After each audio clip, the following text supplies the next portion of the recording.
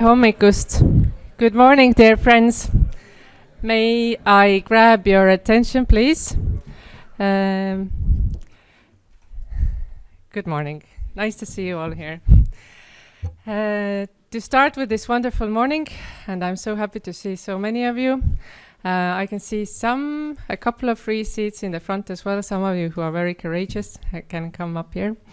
But to start this wonderful sunny day and Tallinn Music Week 2014, the first person and a very special person I want to introduce to you is the President of Estonia, Mr Toomas Hendrik Ilves.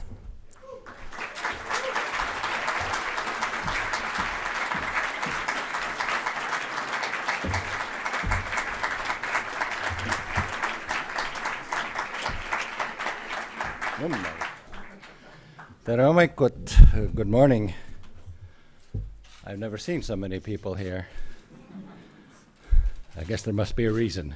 Not me. Once again, it's time for Tallinn Music Week, certainly one of the most exciting events in Northern Europe. I have, ever since it was begun by Helen Sildna over there, considered it one of the most interesting musical events in the region, precisely because it fosters new and innovative thinking. It celebrates diversity in musical tastes, in the creativity of artists who want to do something new and different. As those of you who have heard me in previous years at Tallinn Music Week know, I have a fondness for rock and roll and an equally strong fondness for liberty. For me, the two have always gone hand in hand.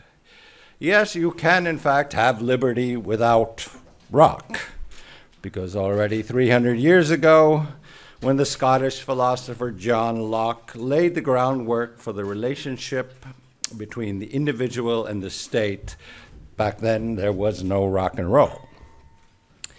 But in the past 60 years, it has often been rock and roll music that has tested the limits of liberty in societies, at least those societies, even in those societies that consider themselves liberal democracies. In other societies, authoritarian, totalitarian, theocratic, or a combination of these, you don't have to be a rocker to be locked up, threatened with prison or even death for saying what you believe. We know this quite well in Estonia, where many people suffered without playing rock, but for speaking the truth. But rockers also suffered. Those of you not from Estonia may find this perhaps odd and difficult to understand, but here, when people wanted to be free, they came together and sang. They sang rock, they sang folk, they sang classical, sometimes they sang religious music. And hard as it may have been to believe back then, it started to work. It worked so well that today, all this singing is called the singing revolution. Because, after all, the basis of our protest was music. But that misses the point, actually, because it's free expression, in our case, music, that allowed people to overcome their fear of repression, the consequences of singing or speaking their mind. Music, like other forms of art, does that. This is why the arts are often the first to suffer, and also the most vulnerable to repression, because behind any act of real art, and I'm not talking about state-sponsored, state-initiated so-called art, of which we have all kinds of examples left over from the Soviet Union here, but real art, any act of real art is a denial of the status quo. It threatens the status quo, because otherwise it would be just the same boring stuff. But art is art when it does something differently, creates something new, and that always, a priori, by definition, will threaten the status quo. When Estonia's greatest living composer, Arvo Pärt, wrote his genre-changing music here in Estonia in the 1970s under Soviet occupation, it was too different, too out of the mainstream. It was considered too subversive that he had to be silenced. He was no longer allowed to earn a living here, and he was forced to emigrate. And of course, once he moved to the West and could live in freedom, both spiritual and artistic, he became a legend and has been changing the face of serious music ever since. Nor has he given up his conscience, having dedicated his Fourth Symphony to Mikhail Khodorkovsky. With rock and roll, it is more difficult, as rock has always challenged the more fundamental beliefs of society. When Beethoven brought dissonance and syncopation into his Second Symphony, also known as Eroica, it did upset listeners in a concert hall in Vienna, but the rest of the burghers in Austria didn't really know much about it. Rock and roll, with its huge audience and its in-your-face attitude, managed to offend from the beginning, right from the beginning, with Elvis Presley's hip-pumping censored on television. When a little more than 10 years later, John Lennon said the Beatles were more popular than Jesus Christ, rallies were held to burn the Fab Four's records, which showed that when you offend popular sensibilities, people are ready for almost anything, including burning records, which I guess some thought was different from burning books. That, then, is the role played by rock and roll, to offend sensibilities enough to cause people, for social attitudes, for government behavior to change. We laugh today at the censorship imposed on Elvis Presley. We laugh that John Lennon could have produced such an outcry. And Johnny Rotten of the Sex Pistols today does nostalgia tours for people of my generation. I'm 60. Sensibilities change, which means that we change. Yet this holds true when we are dealing with societies that value the individual and his or her right to free expression. Where today we see more and more of a clash is where different concepts of the rights of the individual come into conflict. Where societies wish to impose their own, often collectivist concept of rights on other societies, on other people. I think the first example of this in recent times, or modern times, was the fatwa pronounced against Salman Rushdie, who some 30 years ago playfully retold the legends of his own religion in a novel in an artistic and unorthodox way. But some self-appointed arbiters said they were offended and decided he had to be killed, even though he was living far away in a free, liberal, democratic society that was based on freedom of expression. Fearful his own government, that is to say, Salman Rushdie's own government as a British subject, tried to distance itself from him. Since that time, we have seen a number of cases where people who say things, make films or draw cartoons or write books that offend some collectivist sensibility have been killed or marked for death because they say things that supposedly offend one or another group. This strikes at the core of the ideas of the Western Enlightenment, the same Enlightenment whose science and art has enabled us to transcend pre-industrial primitiveness and allows us to produce amplifiers and microphones and records and CDs, videos and YouTube, all of which underlie rock and roll. Others can copy those things, but they can't create it. They can only be created in a tradition that values the role of the individual, because in order to create, you need to innovate, do things differently from the group, differently from the collective. Before the Enlightenment, we believed that the sun circled the earth, and people who said otherwise were tortured or burnt at the stake. Before the Enlightenment, people who were different were accused of being wild and different to the wild approval of the collective, and they were burned at the stake. Before the Enlightenment, groupthink outweighed the ideas of the lone individual. And this is the ultimate tragedy of authoritarian societies. You kill creativity, you kill the spark of life and culture, of science. You kill your scientists, you kill your artists. And in doing so, you kill your society, and also the chance to change. Pardon me for being so serious when I'm, even myself, I keep hearing in the back of my head Mick Jagger singing a song from when I was 40 years ago in my third year of college, singing, "It's only rock and roll, but I like it." But it isn't only rock and roll. It is also Arthur Rimbaud and Ezra Pound.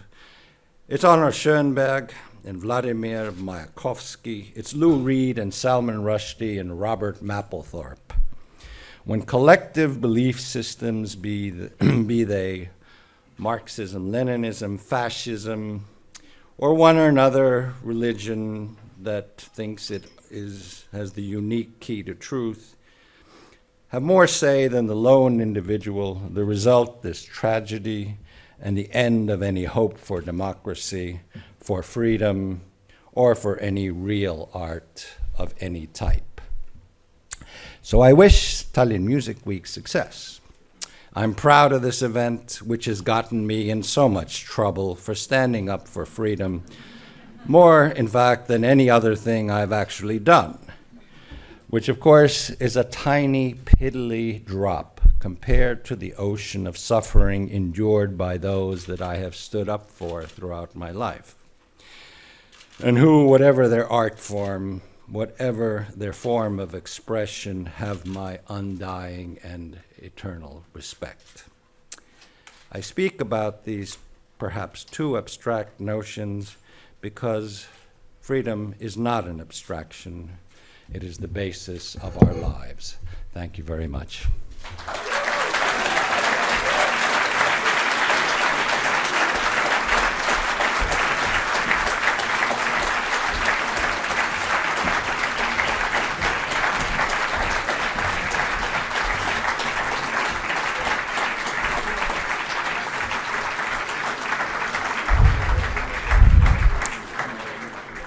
Thank you to Mr. President. This was a meaningful moment, as it always is when he speaks. The next special person I want to introduce to you represents an organization and a company who has a very big impact in Estonia for caring about culture and arts, and not only caring about it, but also taking care of it. Our presenter of Tallinn Music Week from this year, Nordea Bank, and Mr Andreas Laane, the head of Banking Nordea.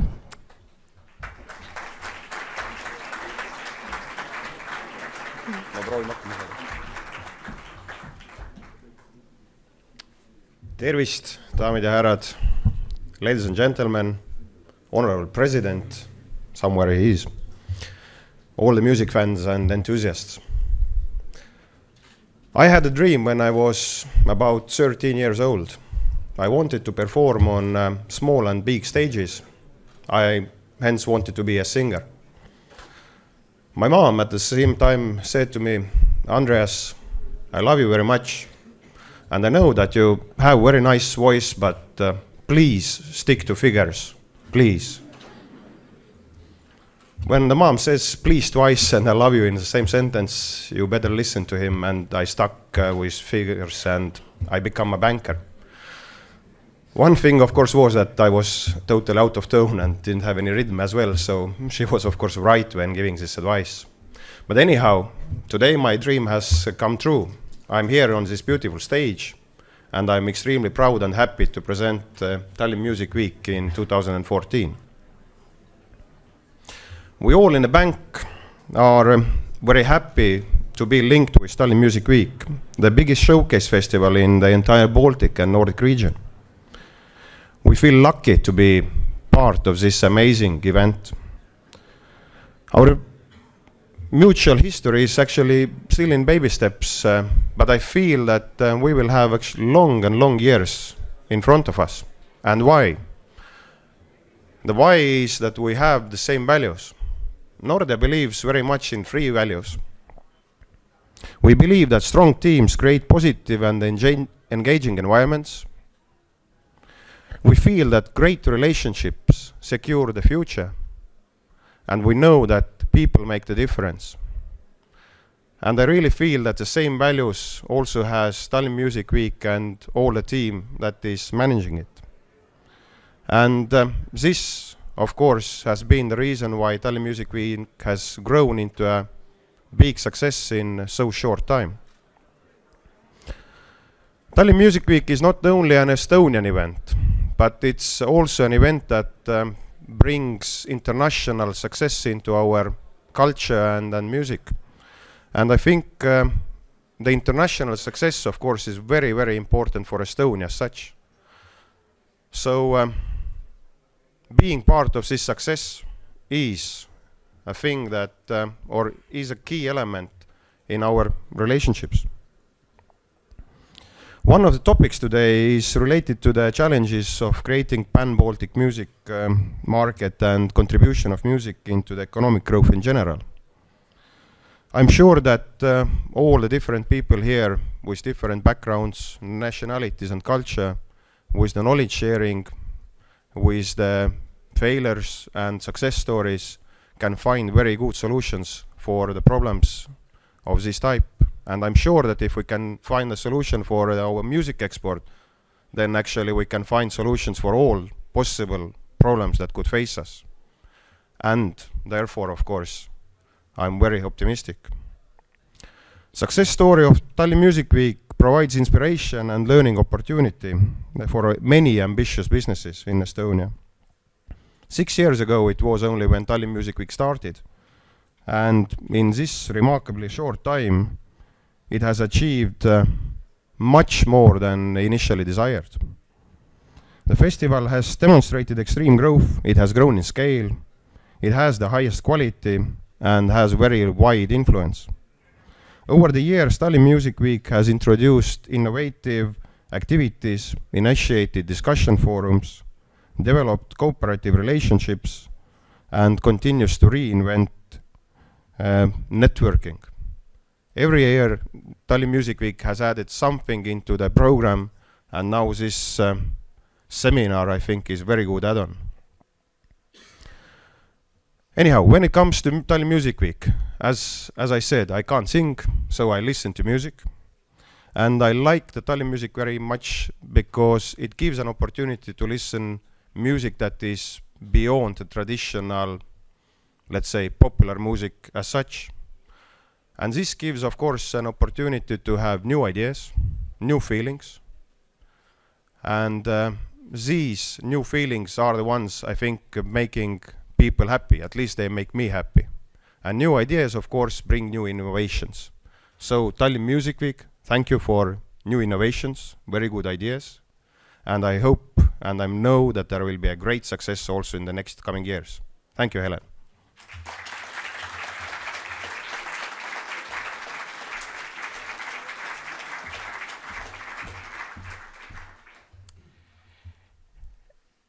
I really encourage you to come in the front and find the seats here. This is a time for me to say a couple of words to you as well. Recently, I read a very interesting study, and the study was called Creativity and Prosperity, the Global Creativity Index. And what the study was doing, it was doing a research in 82 different countries, and the main key things it was studying were technology, talent, and tolerance. Of course, it's no surprise that the top 10 of those countries which were successful in those criteria were Nordic countries. On the first place it was Sweden, and the second there was United States, then Finland followed, and Norway and Denmark and all of them. And I was starting to think about it a bit in a deeper level.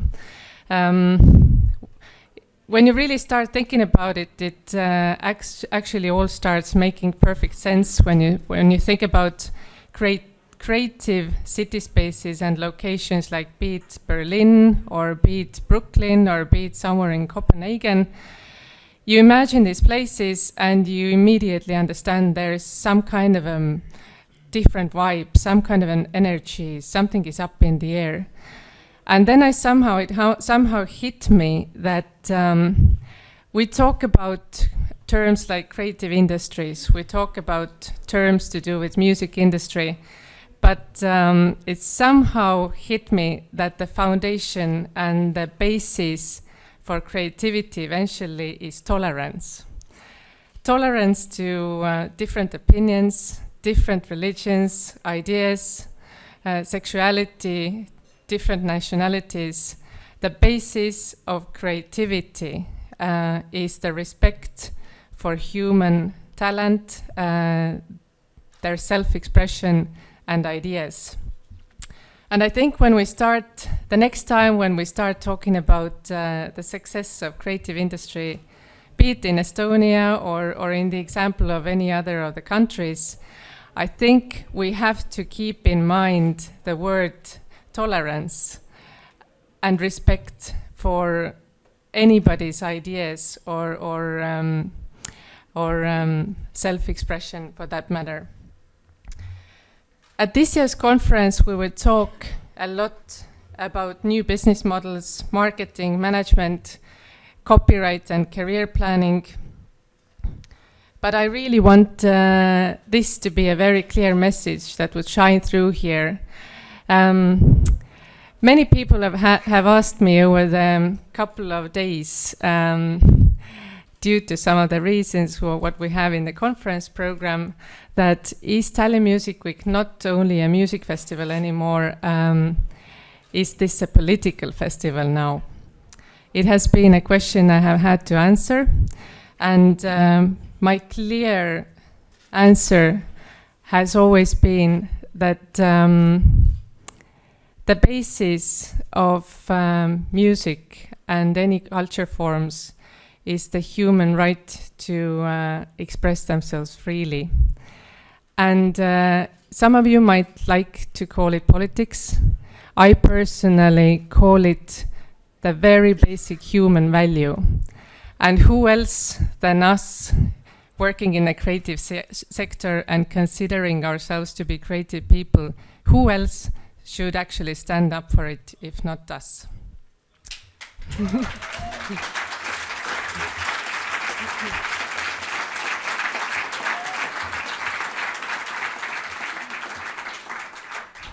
I think, thank you.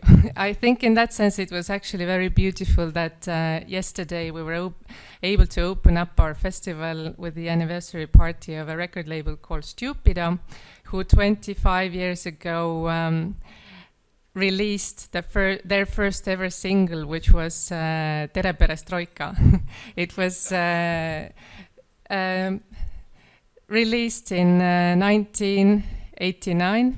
Still at the time of Soviet Union in Estonia. The single was by JMKI, IMKO, as Finns would know it, and by Villu Tamme. And I think it's exactly the same type of a situation. Would we ask today, Villu, are you a politician? No, he was just standing up for his views. And I think it's somehow a beautiful kind of a motive that that record label basically started out by signing an Estonian act, and it was a first European and international record label that was ever able to sign an Estonian talent. I encourage you all to use this opportunity at Tallinn Music Week to really dig deeper into the meaning of understanding each other. We all know what the situation is right now, and I think for us, the Estonian community living here, we really have to dig deeper also into the layers of really wanting to understand our Russian-speaking community, our Ukrainian community. And I think gathering all up here today gives us that opportunity. And when the next people to conquer this stage will be the cultural legends like Artyom Troitsky and Alexander Cheparuchin from Russia, joined by the girls from Pussy Riot, then please use this opportunity to ask them the questions that you have. Use the opportunity to understand them, to exchange views, and to really understand and respect. We don't have to agree with everything, right? But we definitely have to respect and listen. So this is basically what my hopes are for Tallinn Music Week. Of course, it's still a music festival. It's fun. There are lots of shows and concerts. There are lots of amazing people. I mean, I'm so genuinely happy to see you all here. But eventually, I think we really need to take this seriously. We have to stand up for the ideas we believe in, but we also have to have fun.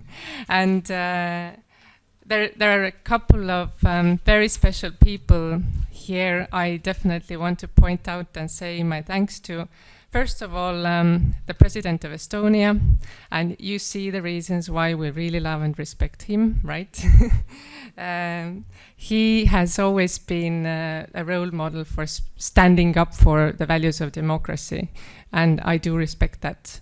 And there's another person here I have a huge respect to. He sometimes is called, well, at the time when he was the Minister of Culture, he was called the Rock Minister at some point, Mr. Rein Lang.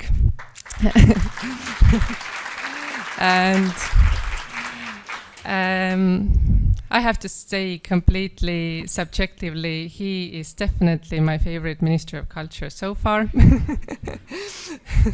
He has helped us a lot by believing the rock and roll culture. We all believe in that. But also, when I introduced Andreas Laane here, Nordea Bank, then their views represent something in the society which is very important. If you want creativity to exist in your society, then you have to nurture it, value it, but you also have to invest in it. This creates the type of a society that we all want to live in, and thank you for Nordea Bank in actually doing that in Estonia in a beautiful way. As always, we're happy to be here at Nordic Hotel Forum, which has been our home for us for 6 years already. We thank our wonderful partners, Estonian Mobile Phone and Skype, and InfoAuto and Saku and Tuborg. But my biggest thanks again goes to my wonderful team, who is basically my second, sometimes even my first family. So they're all amazing people. And I really want you all to come and meet us, all of us to talk, all of us to understand each other this week and have fun. This catalog here, by the way, is something that you definitely all of you need. It describes everything you need to do over the weekend. There are 17 best restaurants in town we recommend you to see. There are concerts in atmospheric cafes and city spaces. There is, of course, the festival that contains 224 artists all over the world. So basically, experience everything you can in Tallinn. And my message is, let's just love each other. Thank you.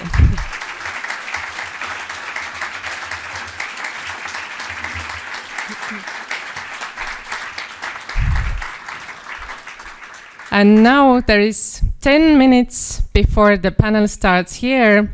Let's grab another glass of sparkling wine, and Tallinn Music Week 2014 is open.